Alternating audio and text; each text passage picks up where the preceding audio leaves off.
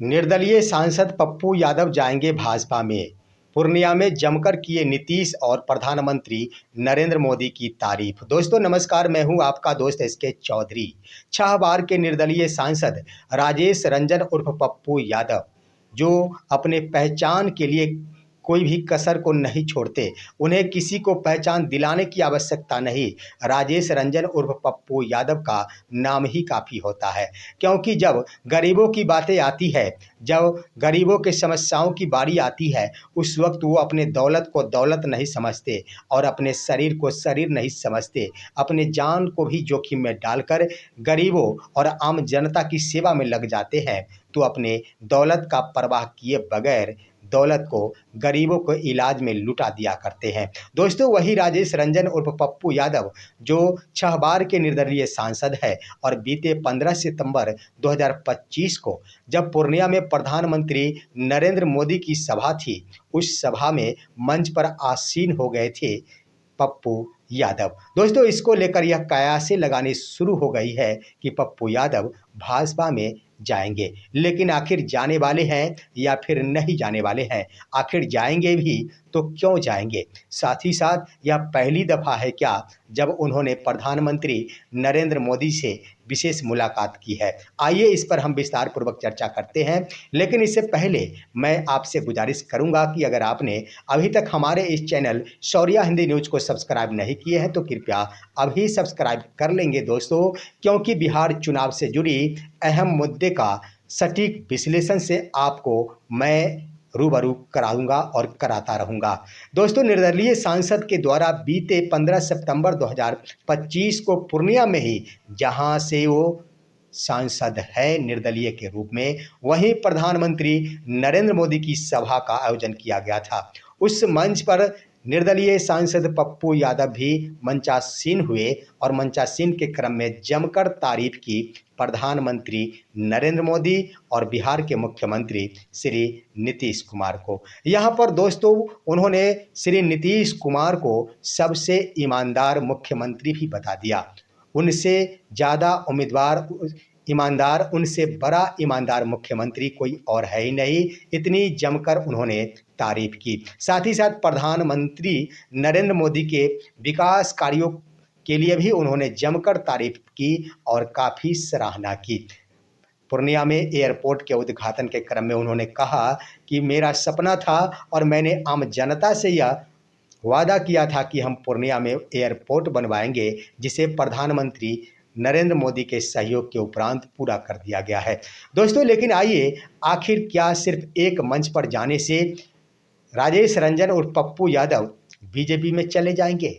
दोस्तों यहाँ पर बीजेपी में चले जाएंगे या फिर नीतीश के साथ चले जाएंगे, ये अटकलें लगनी शुरू हो गई है। लेकिन यहाँ पर मैं आपको स्पष्ट करूंगा कि आखिर क्यों वो बीजेपी में जाएंगे। लेकिन मंच पर उन्होंने जमकर तारीफ मुख्यमंत्री श्री नीतीश कुमार की भी की है।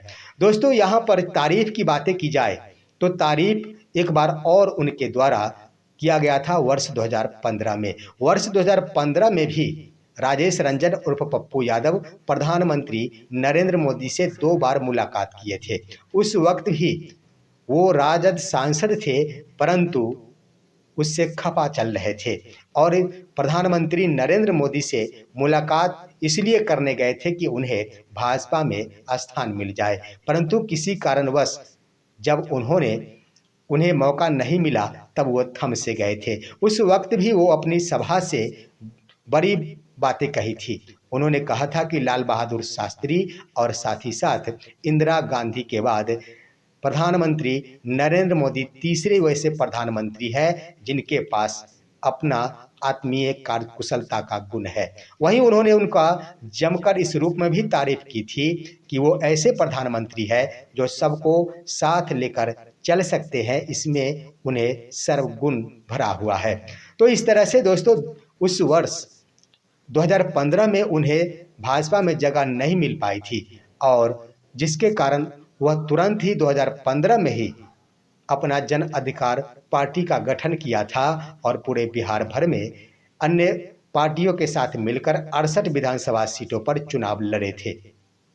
उसके बाद दोस्तों आइए, आखिर खपा क्यों चल रहे थे? उस वक्त भी खपा इसलिए चल रहे थे कि वो मानते थे कि लालू प्रसाद यादव के बाद पप्पू यादव ही उत्तराधिकारी होंगे लालू प्रसाद यादव का। परंतु जब जदयू और आरजेडी के बीच गठबंधन हो गया था और आरजेडी की ओर से मुख्यमंत्री श्री नीतीश कुमार के नाम का ऐलान सीएम फेस के रूप में कर दिया गया था, तो पप्पू यादव के द्वारा जमकर विरोध किया गया था। मंच से ही नीतीश कुमार का विरोध करना प्रारंभ कर दिया गया था, जिसके कारण वहां पर उन्हें गलत टिप्पणी करने के एवज में नोटिस भी किया गया था और साथ ही बाद में चलकर उन्हें 6 वर्षों के लिए आरजेडी से निष्कासित भी कर दिया गया। वैसे मान लिया जाए तो स्वच्छ छवि और साथ ही साथ सैद्धांतिक रूप से सही बातें करने के लिए और कहने के लिए पप्पू यादव जाने जाते हैं। जो चाहे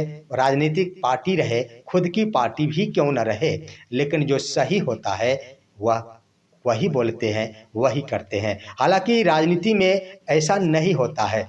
जैसा राजनीति पप्पू यादव हकीकत की राजनीति करते हैं, अन्य किसी भी राजनेता के द्वारा हकीकत की राजनीति नहीं की जाती है। बस दिखावे की राजनीति कि किसी तरह हो आम जनता को अपने तरफ रिझा लिया जाए, वोट प्राप्त कर लिया जाए और आम जनता की नज़रों में सुर्खियों में भी बना रहा जाए। लेकिन पप्पू यादव कोई वादा करते हैं तो उसे निभाते भी जरूर है। इसके लिए अपनी दौलत को गंवाना पड़ता है तो भी पप्पू यादव गंवा देते हैं। आए दिन आप देख ही रहे होंगे कि इस बार के बाढ़ में एक भी नेता हो या फिर मुख्यमंत्री हो या फिर कोई भी मंत्री या फिर एमएलए हो, किसी के द्वारा बाढ़ पीड़ितों को सहयोग नहीं प्रदान किया गया।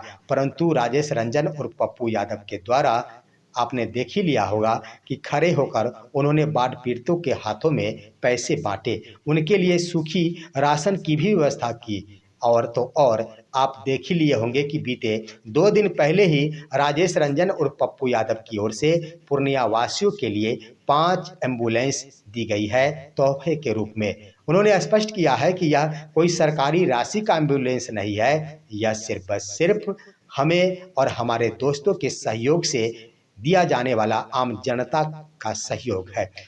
आम जनता के लिए उन्होंने यह 5 एम्बुलेंस की व्यवस्था की है।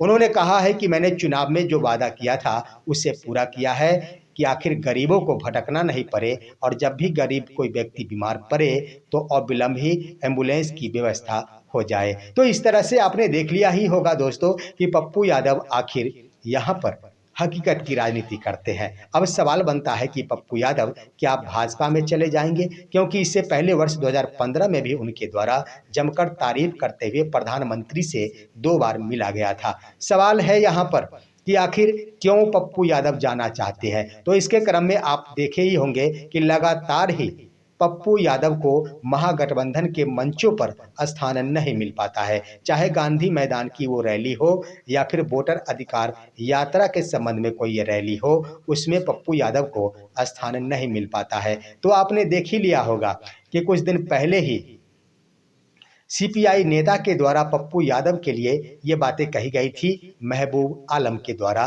कि पप्पू यादव तो सबसे पहले यह स्पष्ट करे कि वो महागठबंधन के अंग है या फिर ना है। साथ ही साथ उन्होंने कांग्रेस के लिए भी चुनौती पेश की थी कि वो भी स्पष्ट करे कि पप्पू यादव कांग्रेस के हैं या फिर नहीं है, जिसको लेकर पप्पू यादव के द्वारा कहा गया था कि जी तो करता है कि राजनीति ही छोड़ दो। लेकिन दोस्तों उन्होंने राजनीति छोड़ने नहीं बल्कि महागठबंधन छोड़ने की नीति बनाई है। अब आइए दोस्तों, आपने देखा ही होगा कि 2 दिन पहले ही जब कांग्रेस की ओर से दिल्ली में बैठक आयोजित की गई थी सीट बंटवारे को लेकर, उस समय उनकी पत्नी रंजिता रंजन को भी बुलाया गया था और पप्पू यादव को भी बुलाया गया था। लेकिन क्या बस उस मीटिंग राहुल गांधी उपस्थित थे, मल्लिकार्जुन खड़गे भी उपस्थित थे, लेकिन मीटिंग समाप्ति के मात्र 5 दिनों बाद ही आखिर पप्पू यादव क्यों जा रहे हैं भाजपा के मंच पर यानी एनडीए के मंच पर। इसके पीछे का भी लॉजिक है कि उस वक्त सिर्फ व सिर्फ पप्पू यादव को कांग्रेस में बने रहने के लिए नहीं बल्कि आरजेडी के ऊपर दबाव बनाने के लिए यूज किया गया था। पप्पू यादव को कोई कांग्रेस की ओर से जिम्मेदारी नहीं सौंपी गई, पप्पू यादव के लिए कुछ सीटों की व्यवस्था नहीं की गई, परंतु आरजेडी पर दबाव बनाने के उद्देश्य से उनको उनके चेहरे को जरूर मीटिंग में लाया गया। इस कारण तमाम बातों पर विश्लेषण करते हुए और विचार करते हुए पप्पू यादव की ओर से यह संभावना व्यक्त की जा रही है कि भाजपा का मंच ही उचित लग रहा है और संभावना ये दिख रही है कि पप्पू यादव बहुत जल्द ही अगर बातें बन जाती है तो महागठबंधन छोड़ एनडीए में शामिल हो जाएंगे। फिलहाल आज की खबर यहीं तक। आप सभी हमारे इस वीडियो को लाइक कीजिए, अन्य दोस्तों के पास शेयर कीजिए और आप दीजिए अपने दोस्त को इजाजत। हम फिर मिलेंगे आपसे अगले वीडियो में, तब तक के लिए नमस्कार।